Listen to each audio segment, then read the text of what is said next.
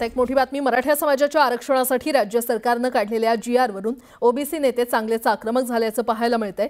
OBC उपसमितीच्या बैठकीत पर्यावरण मंत्री पंकजा मुंडे यांनी मराठा समाजाला याआधी देण्यात आलेल्या कुणबी प्रमाणपत्रासंदर्भात श्वेतपत्रिका काढण्याची मागणी केलेली आहे आणि त्यावरून मनोज जरांगे यांनी पंकजा मुंडे यांच्यावर निशाणा साधलेला आहे।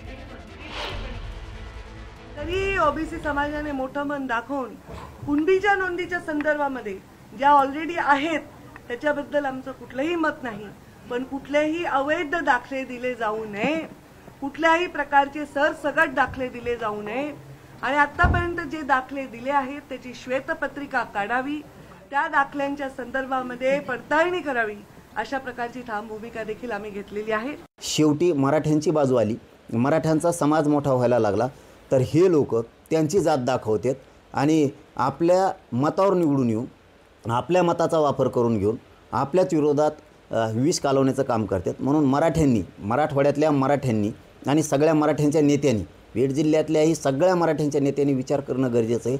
तुमच्यासाठी जात महत्त्वाची आहे। आता जात आणि जातीचे लेकरं आणि तो GR जिवंत ठेवणं आपली जबाबदारी आहे। सगळ्यांनी एकजुटीने एका बाजूने राहून हे मिळवणं गरजेचं आहे।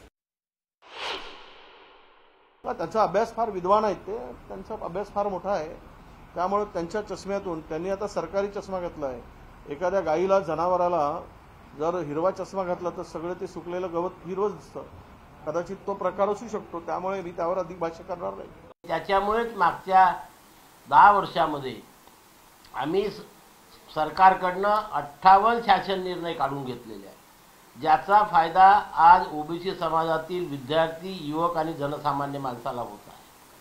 मागच्या 75 वर्षात हे शासन निर्णय काय नाही निघाले?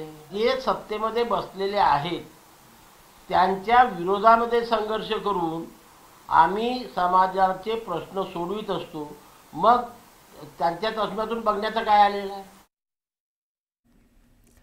दरम्यान नव्या GR मुळे ओबीसी आरक्षणाला धक्का लागणार नाही अशी भूमिका राष्ट्रीय ओबीसी महासंघाचे अध्यक्ष बबनराव तायवाडे यांनी घेतली आहे। यावरून वडेट्टीवारांनी निशाणा साधत तायवाडेंनी सरकारी चष्मा घातल्याचा टोला लगावला।